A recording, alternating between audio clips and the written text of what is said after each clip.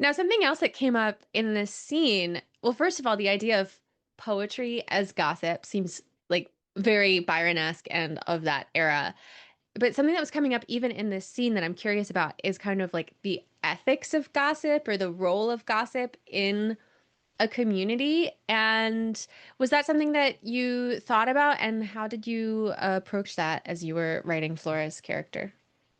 Yeah, I knew gossip was going to be a big component of this plot because in the first book, A Gentleman's Gentleman, where Verbena is a side character, her function in that story is very gossip heavy. Like she's the person who sort of holds all the keys to the kingdom when it comes to knowing who's who and like the ins and outs of high society. She's supposed to be like a woman who is making her way through the world and hoping to be successful in her machinations almost purely because she has an ability to collect and collate the gossip of the moment.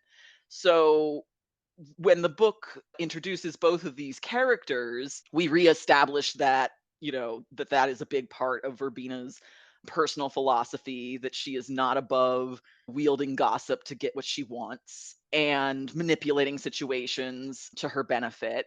And then she sort of runs up against Flora, who is doing the same thing, but like, for creative purposes. She doesn't think she's hurting people. Like, that's not something that occurs to her, really. She's doing this to entertain and to, practice her art.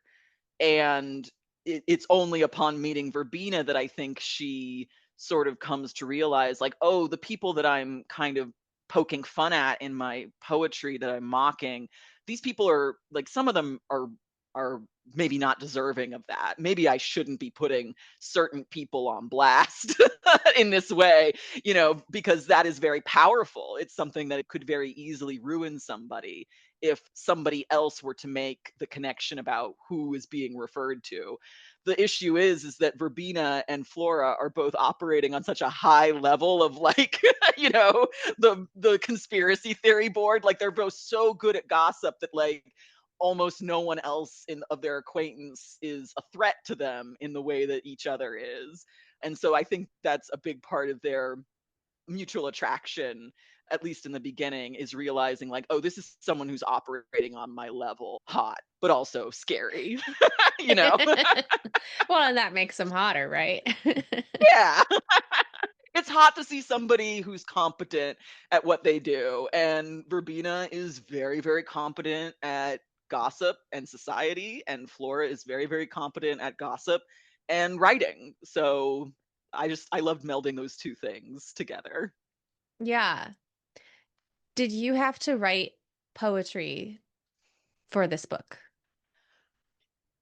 I did badly, and very luckily, very blessedly, there was an editorial assistant who I think did a thesis on Regency romantic poetry and was like, "Ooh, TJ, do you want me to like make some suggestions here?" And I was like, "Yes, please, thank God." Because that is a huge problem that I think us writers run into constantly, is that we've written a character where we're like, she's the best at this. And it's like, okay, you're gonna have to show us her doing that. And I'm like, oh no.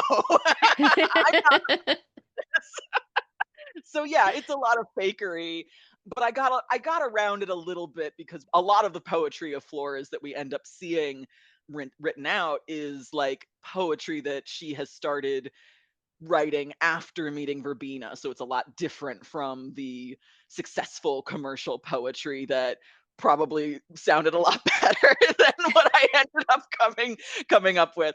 So plot wise, it was like not outside of the realm of possibility that like, well, these poems wouldn't be like, these are new and they haven't been workshopped yet. Yeah. Yeah, I'm always like, I'll show the discarded draft of what they wrote, which Yeah. obviously they improved upon. Obviously. We don't have time to get into that though.